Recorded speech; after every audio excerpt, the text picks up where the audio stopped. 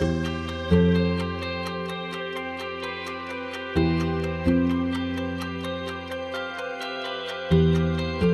afternoon to everybody, to those who are here physically and also the ones who are virtual joining with us. My name is Alejandra Fraile and I'm Marketing Director. I'm really happy being here presenting the AI ethics debate. How wonderful is finally be celebrating physical events and little by little returning to the normal life. It's a great honor to be here at the Mobile World Congress in the fantastic city of Barcelona. We all know that AI has expanded really fast and ethics nowadays are more important than ever. And this debate will get into some focus point that will help us to understand this in more detail. AI ethical principles, frameworks, and policies, algorithms, bias, will be some of the issues that the speakers will discuss and allow us to visualize the future. All this taking in consideration the business environment, governments, and individual needs. I am very excited to present you to the next speaker. He is Francisco José Montalvo, o Albiol, Chief Data Officer at Telefónica. Currently, as Chief Data Officer at Telefónica Group, he's in charge of the creation of an harmonized infrastructure for a platform able to maximize the value of the personal data for the customers of Telefónica. Through this project, Telefónica is the first multinational telecommunication operator defining, developing, and exploiting a common set of capabilities which will reduce the TTM of the new data-based products and will maximize the value of the synergies among the different operations in the footprint.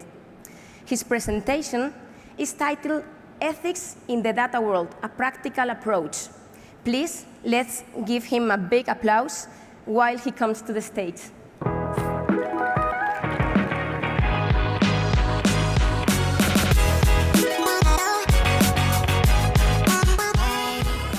Thank you very much, Alejandra.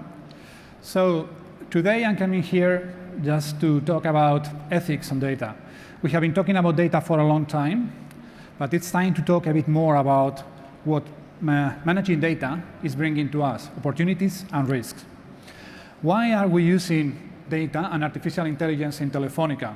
Mainly for these things. The first one is to make sure that our customers are happy, that they have the experience that they need, and that they are able to talk with Telefónica using our technology. Aura, our digital assistant, is a very good example of that. We are also maximizing the value of our own internal processes. They have not been as efficient as we would like all the time, and we are working to make sure that it happens in the right way. We also have B2B customers that need to evolve their own business.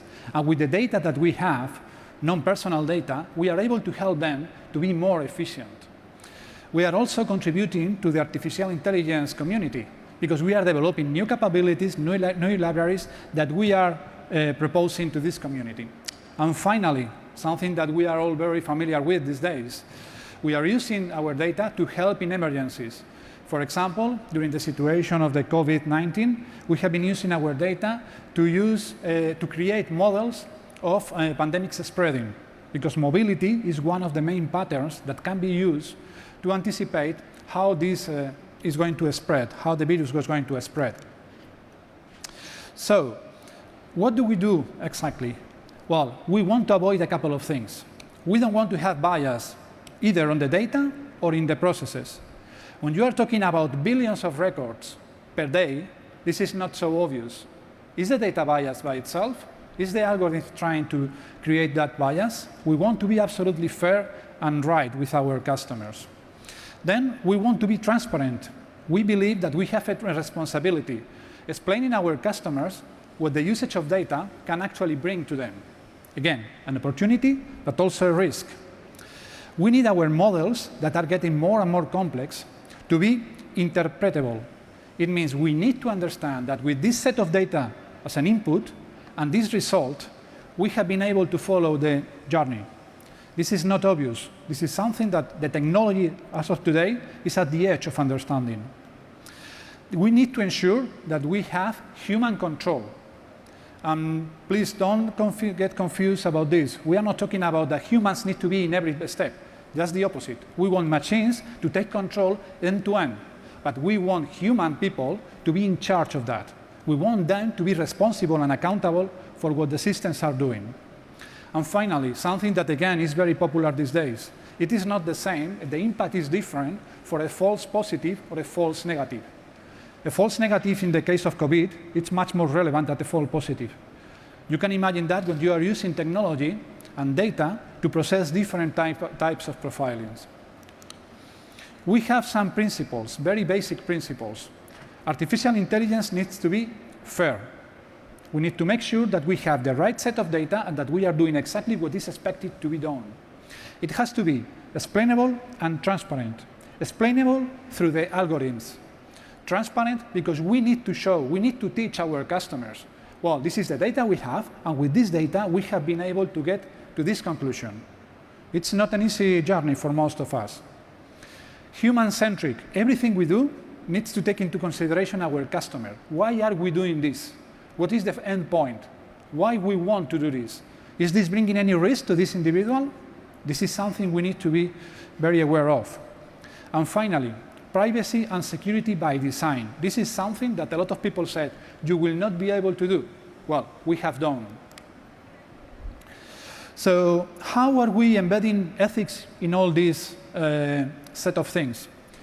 Let's imagine I am a product owner. I decide to create a new product using a lot of data, non-personal and personal data.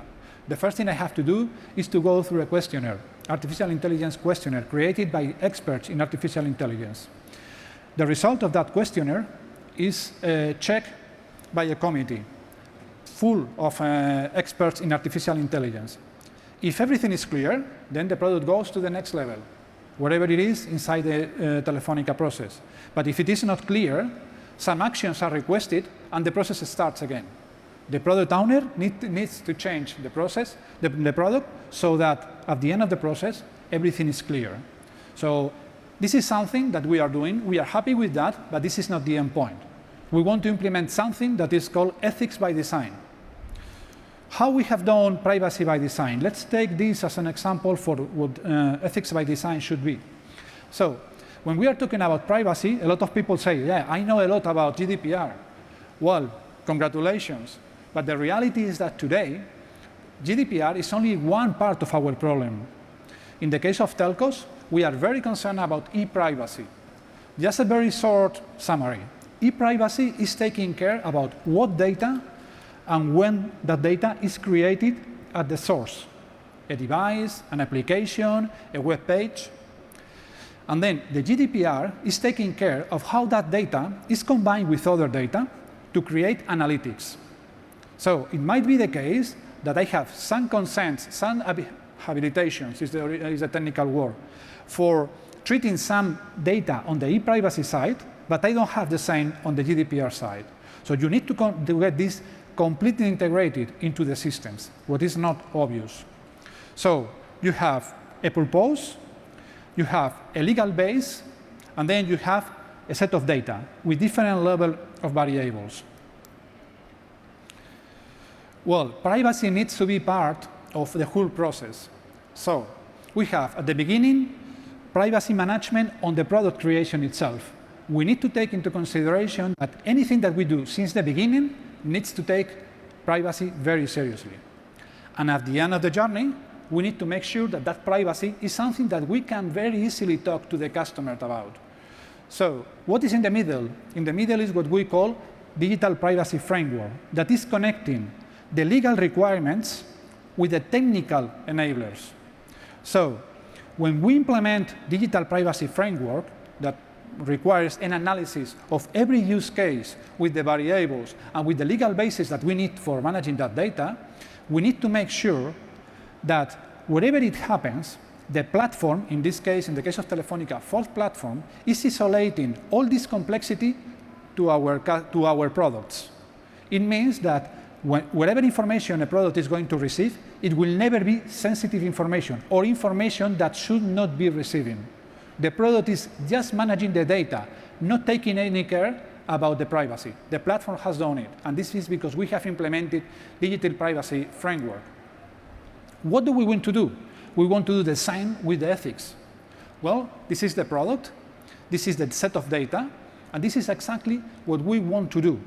When every single time personal data is involved, or you are having a touch point with a customer. If we want to create a product that is just profiling a customer, we need to make sure that that profile is not only okay with the privacy, something that we can already guarantee, but it's also okay with the ethics. It means no bias, complete transparency. You have to be able to explain what the product is doing. This is absolutely essential for us. And then, getting back to my previous point, we have an educational responsibility because most of the people doesn't know what privacy means.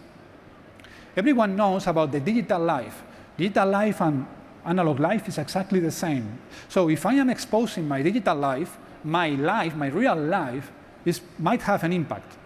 But this is something that no one is explaining to us. That's why we have created the Transparency Center. Transparency Center is our implementation of the transparency responsibility that we have with our customers. What are we doing with that? Well, I will show the video.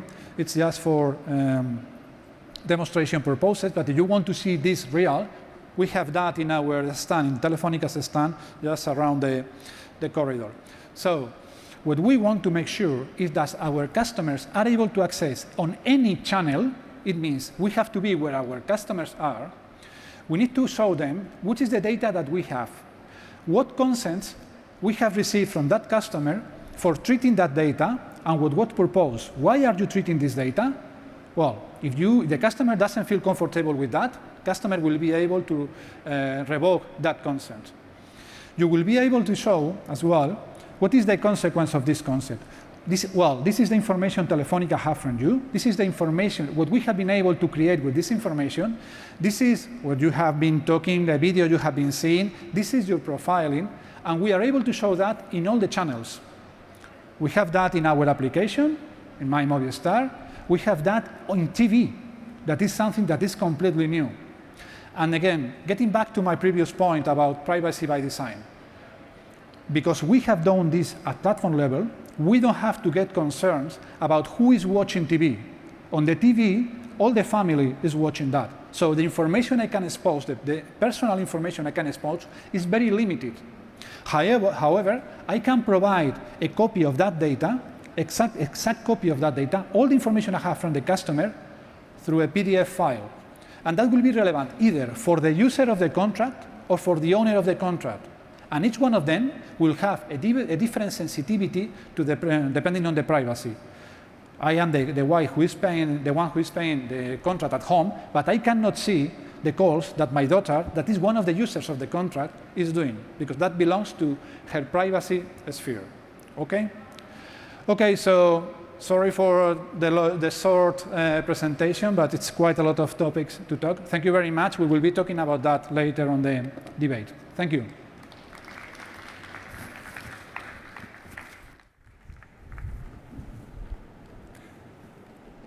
Thank you very much. That was wonderful. Now we have a more extensive knowledge of how Telefónica ethical approach to the data management and AI development is already part of the creation process, implementing privacy by design and evolving towards ethics by design. Now we are moving to the round table, and the theme, as you know, is the AI ethics. And joining us are Roman Postnikov, Director of Customer Analytics and Segment Marketing at MegaFon, CEO and co-founder. Also is Francisco Montalvo Albiol, we just heard from. He's the Chief Data Officer at Telefónica.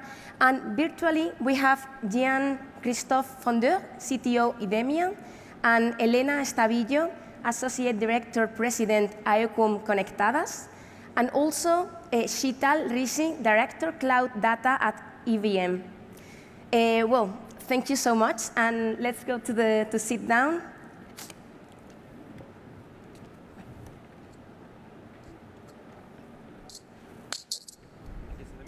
No, I keep here.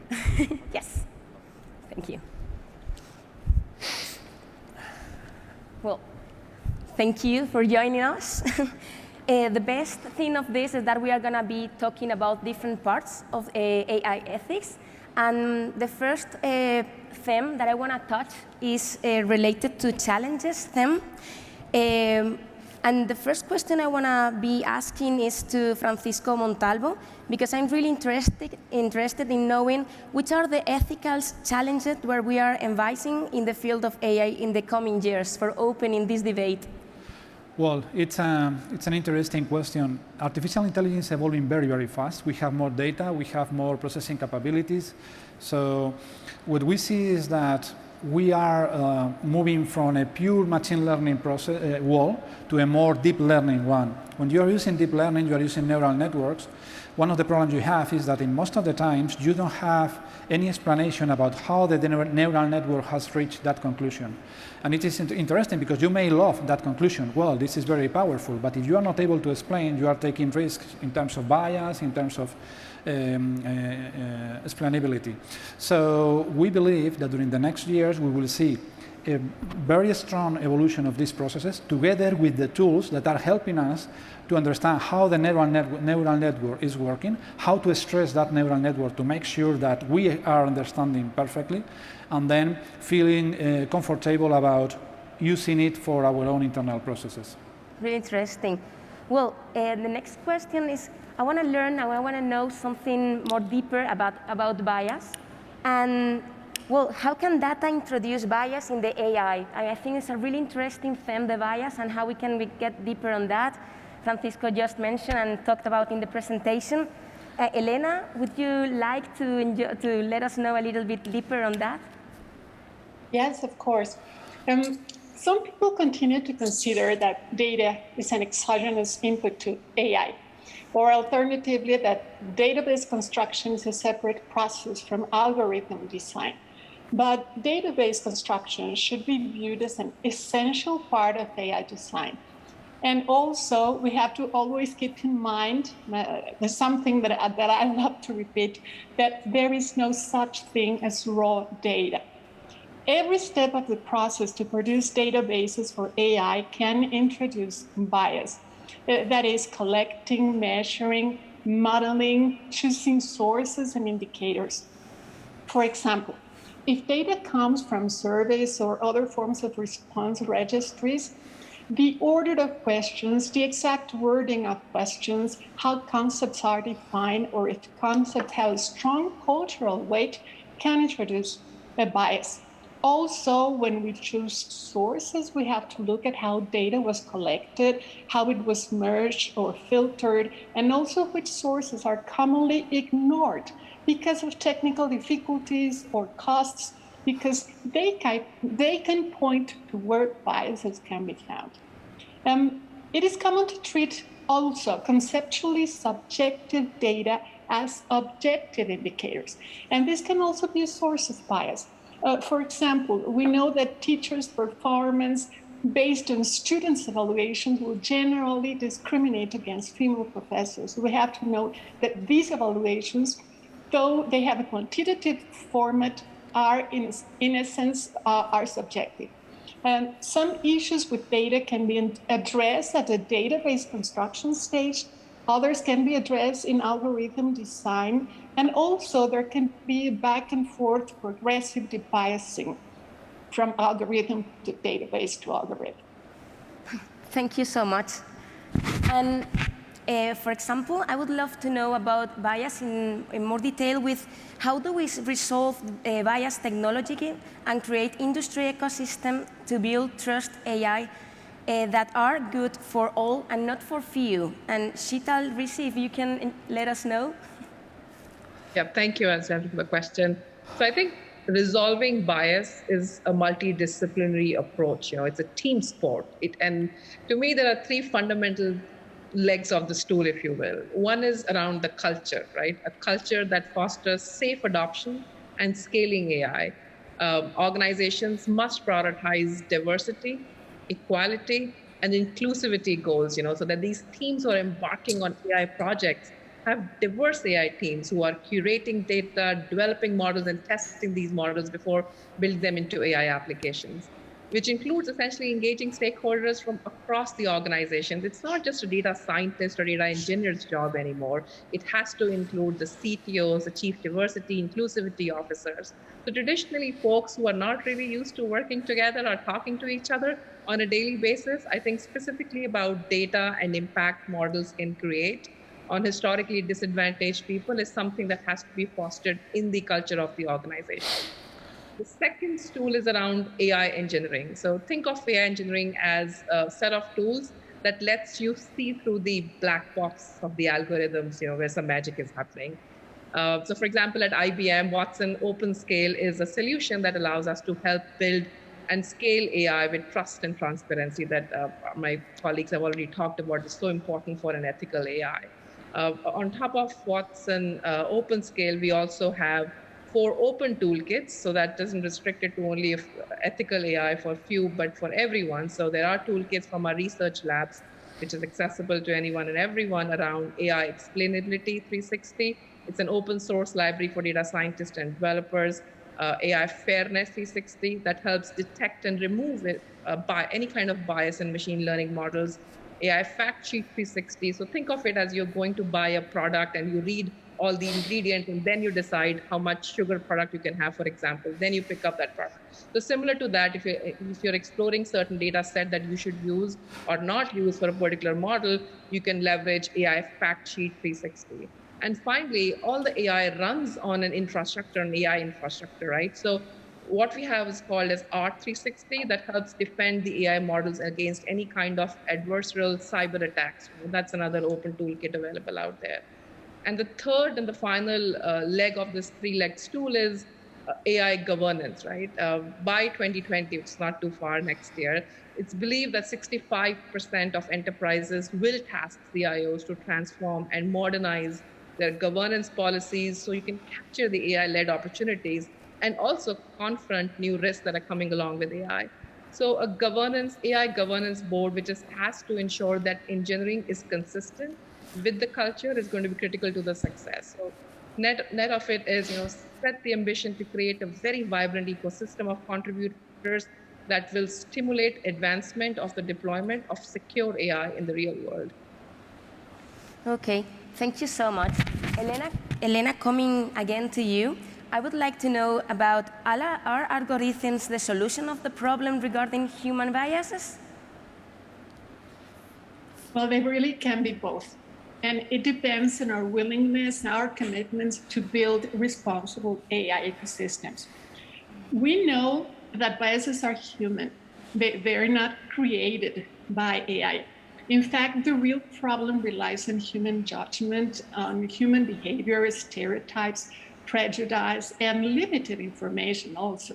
AI reflects human bias, but we should not consider that it simply copies human interaction in a neutral fashion, since algorithms can lock us in undesired states of things and even amplify discriminatory effects. That is, if AI is designed without regard to these effects, it can indeed translate into a problem. But AI can and it should be a solution to introduce unbiased or at least less biased decisions. Debiasing is a substantial element of responsible AI, that is, of fair, non-discriminatory, transparent, explainable, human-centered, private and secure systems. Responsible AI requires to make deliberate changes and rethink every step of the process to put in place mechanisms that can identify sources of bias and then actions to treat those biases.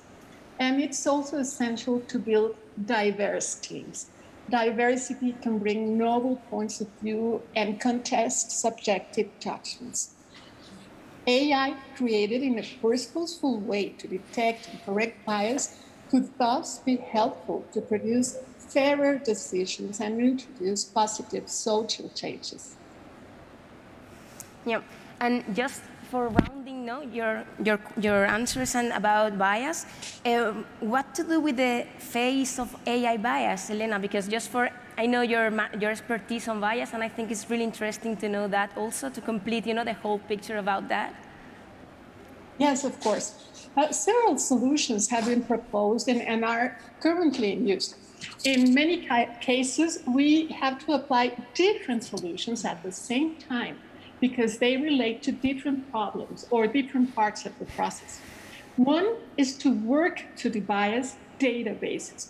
This has to cover the complete construction of databases, collecting, measuring, modeling, sampling, choosing sources and indicators. It is very important to distinguish apparently quantitative data that really come from subjective appreciations, as I commented before. Of course, algorithmic design is crucial. We need diverse teams in charge, a clear understanding of the needs that the AI is being designed for, and a cautious choice architecture, which understands how individual decisions will navigate around different sources of bias. AI design has to consider how it will interact with humans and its environments. And before their full implementation, algorithms need to pass through a beta phase to allow for calibrating. And then in the implementation phase, we should also consider bias minimization strategies. Users should be fully informed of algorithms' limitations so that they know what to expect, what to be watchful for, and when not to rely on the systems.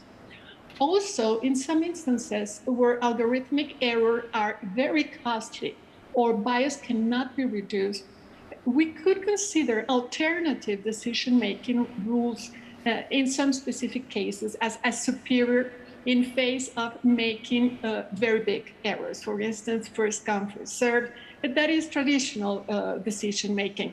And this can be considered as well for hybrid decision-making, with overriding rules for decisions associated with larger error costs. All these relate to the implementation and working with users. Thank you. Thank you, Elena. And well, Roman, I would love to ask you also to continue with this bias theme. Among the panel members, I mean, there are representatives of companies that make money using AI. So what is your vision of how it is necessary and whatever is necessary at all of the regulate artificial intelligence algorithms in terms of combining AI bias? Well, so this AI biases is a really, and I would say, extremely important question among all the issues with AI because it has direct negative financial and economical impact when you try to apply biased AI on a certain business process. And because we are the company which already successfully selling the AI services for the B2B segment for almost 8 years and generating significant amount of B2B revenue, almost 5% from these services, we know why this is extremely important to work with. So let me explain you what we think should be done in terms of our real experience with this domain, and explain you how we can introduce the new way of regulation. So we think that what we do have right now is the lack of competition between the AI algorithms. So because the algorithm itself becomes like a companies, right? They are economical agents. So they interact with the consumers, they interact with the companies being inside the business in a certain system, and they basically responsible for making decisions which has a direct financial impact. So one of the striking examples of AI bias is the introduction of penalization based on geographical information in AI.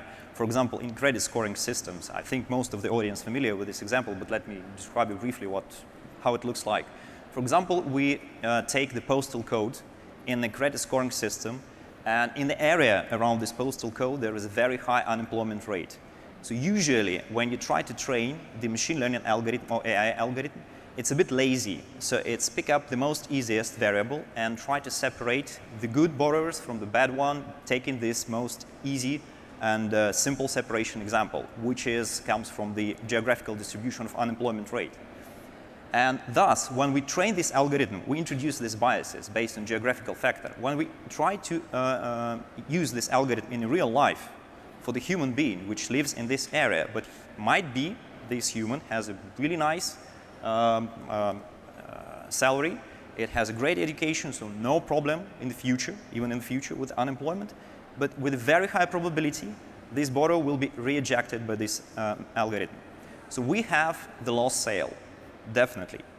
It's a negative impact on the financial result of application AI in a real process. So that is why what we see, and this is what we find out after 1.5 years when we introduced the AI services in Russia, and we deal with this for almost 6 and 5 years, we see that it's the company which introduced biased AI they're losing the competition in a real competitive market. And as soon as other competition will introduce on exactly the same product, with exactly the same business process, non-biased AI, he will take this potential borrower and he will get the extra profit from that. So what we see is that as soon as, in particular in our case, in our territory, as soon as financial and banking institutions start introducing not the standard banking data which comes from the credit bureaus, which comes from the application forms, but they start using the telco data, they start using behavioral data from internet. First of all, they stop using these geographical variables, they stop using the gender attributes in the credit scoring systems, and they start more using behavioral data, because behavioral data definitely separates without penalization of the certain sensitive segments of the population. And as soon as the certain banks start doing that, the others start losing the market share. So little by little, it becomes the standard not to use the gender data, not to use the geographical data, not to use even the educational data, for example, for the credit scoring processes. And we think that we had a real big impact from what we did as a company to battle with AI in the specific domain, a specific area. And to wrap up all the question, yes, definitely there are certain areas where you cannot introduce the competition between the AI algorithms. For example, when the AI algorithms works in a monopoly, in advertising company like a social network, basically the monopoly, right? So if you want to give the advertising and you want to find the potential employee for the position where the historical distribution says that most of the candidates are males, right? With a very low probability, this advertising will be shown to the woman. And that's a problem, right? Because I cannot tune the algorithm how this platform defines the target audiences. It has been done for me. And I cannot introduce the competition with external data, for example, right? Or to exclude certain variables. So somehow the regulators, we think, can look and should look carefully into these ecosystems and these monopolies, and to start introducing the new standards, the new algorithms, and probably the new types of data. And probably the consumers and even the companies should have a chance to ask, for example, the advertising platform, please take my algorithm. It's better, right? I know how it works. Something like this. Great. Thank you for your explanation. And well, for finishing this theme of bias, how can we trust AI to be neutral and fair? And for this question, I would love to know something about it regarding Christophe Fondeur. So if you can explain a little bit about this. Yeah, sure. Thank you. And a lot has been said already about bias and trusted AI, and about how to build data sets that are bias-free, and how to be aware of any bias to be able to correct them, and how to try to have explainable solutions, the right governance and regulation, and all of that is very true. Maybe I can add a few comments from the technical side. And first, to recall that designing an AI algorithm is an optimization. It's an optimization process. So you have data, you have an algorithm that tries to learn something, and then you optimize something. So whatever the data set, if you optimize the algorithm through what we call a cost function, so every training set, the algorithm will learn if it is good or not. So through this cost function, if you just try to optimize the accuracy of the system, the performance of the system, as one of the previous speakers said, the algorithm is lazy and will pick whatever solution is the easiest. But if you're able, in this optimization process, to build in your cost function some penalization of bias, typically, then you can learn your algorithm not only to be efficient, but also to be biasless. So it requires, of course, to be able to quantify and measure what is fair, what is neutral, what is biased. But if you're able to do that, one thing that I think is very important is that you can measure it through tests. And as Roman said, there are competitions, so you can create a positive competition between the different players to try to improve not only on the performance of a system or on the cost of the system, but also on the fact that the system is bias-free. And that's really something that can be done. And so at IDEMIA, I want to give an example. We are an identity provider for government and commercial system. We provide identity solution, and a lot of those are based on biometrics. And so it was known that 4 or 5 years ago, there were some studies or some quotation in the press that facial recognition would be biased in certain categories of person with gender or ethnicity. And so that was 4 or 5 years ago. And the good news is in our industry, there are benchmarks, and there is an entity in the US called National Institute of Standards and Technology, whose job it is to build metrics, standards, and evaluate algorithms. And they've started over the past few years to introduce in their reports and in their rating some measurements of bias. And what we've seen is that we've seen improvement throughout the years, and in the recent report, we've seen that some technologies have significantly reduced or even in some situations removed bias by creating this competition and by measuring the result and the biases through testing, and on the design side by adding a penalization of bias into the design of the algorithm. So the algorithm not only learns to be good, but learns to be bias-free is really important. So what it takes, of course, is to be able, and that's why this sort of panel and discussion and cooperation between all the stakeholders from the technologies, the companies, the government, the regulation, the lawyers, the ethical, societal community, is that we need to define, we need to try to be able to measure what fair is and what fair is not. And if we are able to do that, then we can measure that would reproduce as less bias, and we can optimize to remove those bias.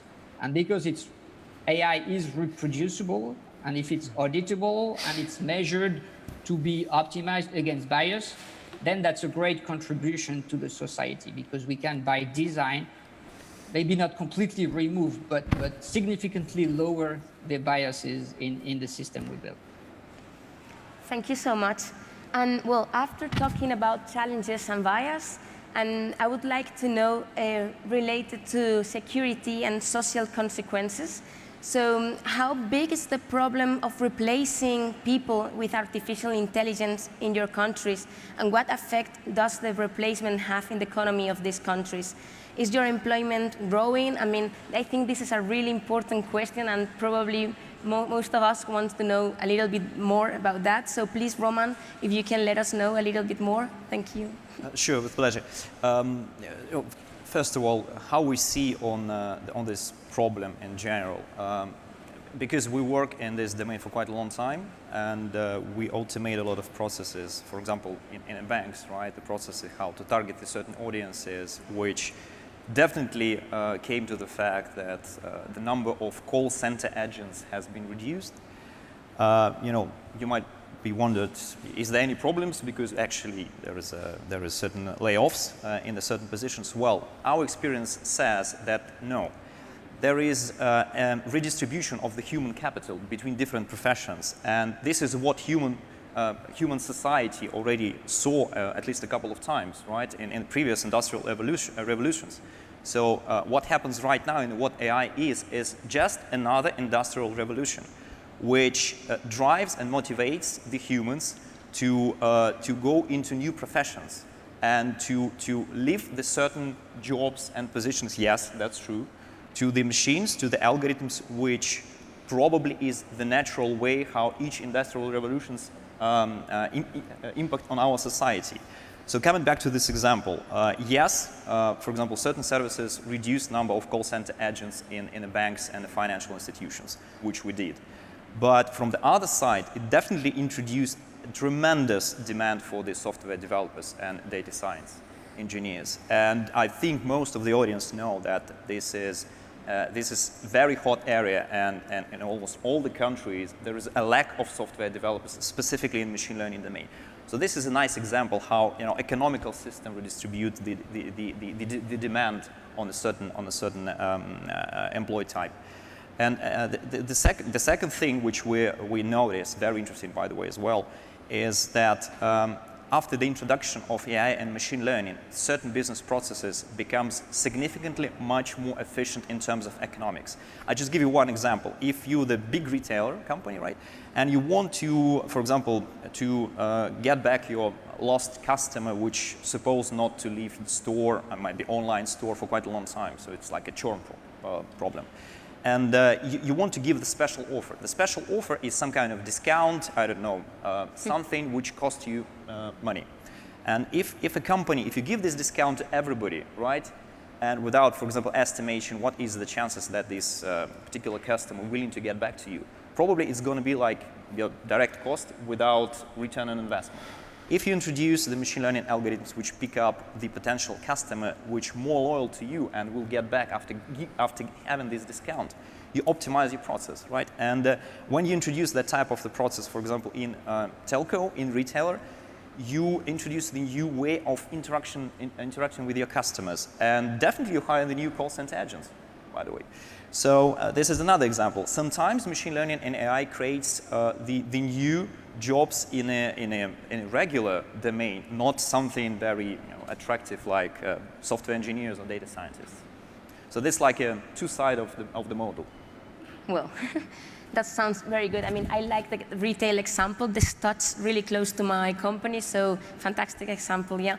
And for example, young Christophe, can you let us know a little bit more about how can keep AI from adversaries? Because I think it's a really important theme that we are all scared about. So if you can let us know a little bit more about this.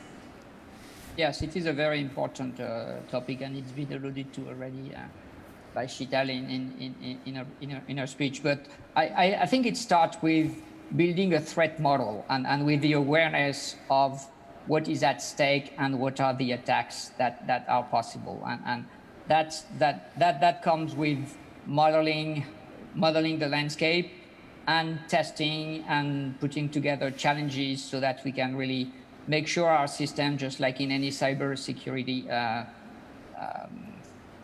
design, is strong. And so in there we will find the usual safeguards or guidelines against that kind of attack. We will find something we can do at the design level. And the big thing that we need to do is to be prepared for the unexpected or the unattended. I think AI algorithms are very good to behave as they should on situations they have seen. But I mean, most of the issues comes from they are facing something that they have not seen yet. And so we can put together safeguards and detecting outliers. And there's a lot of things we can do at the design level to trying to prevent and detecting we're going out of the space that we've learned and we used to, and then we can raise alarms and say, hey, there's something wrong and get protected. Of course, we can put also, and we should put not only at the design level, but at the implementation level of the usual security measures when deploying the AI algorithm, just like for any other software, for sure. So we need to limit the surface of attack and make the life of the attacker more difficult, of course. And we need to monitor during the operation stage, monitor anything unusual, maybe monitoring suspect behavior, and learn from there at the system level, at the algorithm level, to make sure we're robust against all type of attacks. Sure, prevention is a key point in this theme, of course, and really important for being able to manage everything. So. And for example, I mean, the security of artificial intelligence systems that operate on sensitive data is very important. So the development of AI requires more and more heterogeneous data. How do will solve the problem of ensuring the security, the key point of the security of sensitive data in the process of creating the AI services? Roman, I would like to know more deeper on this. Sure.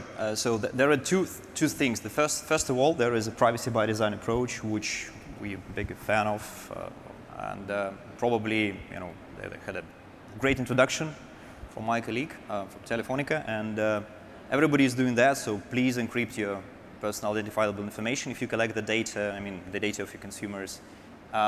Do something with the data itself, with the attribute, and just to be sure that if somebody copy the data and watch on the data, there is no chance to identify the certain person because, well, there is no 100% secure system. Sometimes data will be leaked, and but this is like a basic things which I hope most of the members of the industry are already doing right now. But what we think in the future will be one of the very interesting and novel approach is the approach with so-called secure enclave. And this is related with the fact, for somebody who didn't know, now everything is moved to the cloud, right? And in the cloud, there always been a problem how to make the data secure in compute. So when you, just AI is an algorithm, right? Statistical algorithm, but nevertheless, it's just the code, right? So the code needs the data, and the data stores in the memory. So, and if you, the cloud provider, theoretically, you can read the data in the memory. So when you introduce your data to the cloud provider, you have to be sure, basically you have to trust the cloud provider with that. So the recent advances in this secure enclave technologies, which has been introduced in the common CPUs by two biggest vendors in this domain, open the huge door to ensure that the data, when you put the cloud, your data to the cloud and try to analyze this data with machine learning algorithm, will be 100% secure because it will be computed in this algorithm will be computed in this secure enclave. And we just recently introduced in the last year the new platform when the learning phase itself being done inside the secure enclave. So data science has no chance to see the real data, not in an encrypted form, just it's encrypted, and all the transfer is being done directly to the secure enclave, and all the learning process is being done there. Why we did it? Well, it's a long story, but to keep it short, we have a telco and a bank, and nobody trusts each other. Especially didn't trust the cloud provider. So they said, guys, look, you have to do something just to be sure that nobody can see the data on the learning phase and during the production phase or inference phase as well. So this might help, by the way, to move the more data to the cloud as well. Wow. It's amazing to know that. I mean, but we talked about how could be possible to work from adversaries, but I would like also, because we are talking about data, about a lot of information, how we can work against mistakes, errors. So if you, Jean-Christophe, can let us know a little bit to join, this information. Sure. And so when we talk about mistakes or errors, it can have different sources. The first one is can obviously be the maturity of the technology. I mean, a technology that's not mature will make more mistakes. Mistakes can also come from using a technology that maybe is mature, but it's not fit to the purpose you're trying to address, and that can create mistakes as well. And there might be another type of mistakes, which are not per se really mistakes, but it's, I would say, expectation gaps between what the system can do and what the users and the operators expect. And so for all of those reasons, if you want to guard against mistake, I think the keyword is progressivity. We need to go little by little into deploying technologies, so you don't go full stake and full automation from day one. It's really a good practice to start as your technology mature with lower stakes applications where you can learn and test the system, get the users buy-in. Maybe you can do some manual, a lot of manual verification at the beginning, maybe 100% for some time, and then increasingly as the technology is more mature, as you've tested all the possible scenarios, and as the users and operators get confident that the technology can meet the purpose, we can go progressively to a more automated and a bigger stake in terms of what the system is allowed to do. And clearly, of course, even after that stage, after that progressive increased trust into the technology, we need to continue to monitor. I think it's something that's really well put in perspective in the regulation proposal of the European Commission, is that the post-deployment monitoring is important as well to safeguards from mistakes and errors, because even if you've made sure your technology is mature and works, environment might change and you need to continue to monitor after it's deployed to make sure that you can detect errors or mistakes and prevent and correct them. Thank you so much. We touched challenges, we touched bias, security, social consequences, and for the ending of this debate, I would like to talk a little bit of privacy, and as the time is going out, I want to make the last question to Francisco, and it's a really interesting question because it's related with young generations. So do you feel optimistic about the evolution of digital privacy and AI ethics for the younger generations? Well, I am very optimistic. I think that younger generations are by far more prepared than ourselves to face these challenges. It's interesting because we always have the view of young people like, wow, they are just trying to enjoy life. However, if you take a look to the new generations, they have very strong values about diversity, values about ecology, values about not having any kind of bias on what they do. Well, there is one step, very relevant step, that is moving that perception of their own individuals into the digital world. I have 4 kids myself, and the eldest ones, they have been using mobile phones for a long time now. And obviously at the beginning, they shared absolutely everything because they didn't understand what privacy was, even in the physical world. Now, obviously after some conversations, they are sharing, again, a lot of things, but they are not sharing anything that can compromise themselves. When we are on holidays or they are traveling, they try to share as little as possible to be in contact with their friends, but not being overexposed to those that are not so close friends. I think that this is something that will be happening from time to time. That's why I was so passionate about our educational responsibility. We need to help people to understand which are the challenges, because so far they have been enjoying the possibilities, but they don't understand that they should have a level of freedom on the digital world that is equivalent to the level of freedom they have on the real world. So during the last years, the perception of privacy, especially in Europe with the GDPR, but this is something that is spreading around the world, is increasing. And the more people are getting to this digital world with this strong knowledge, the better will be in the future for them the management of their privacy.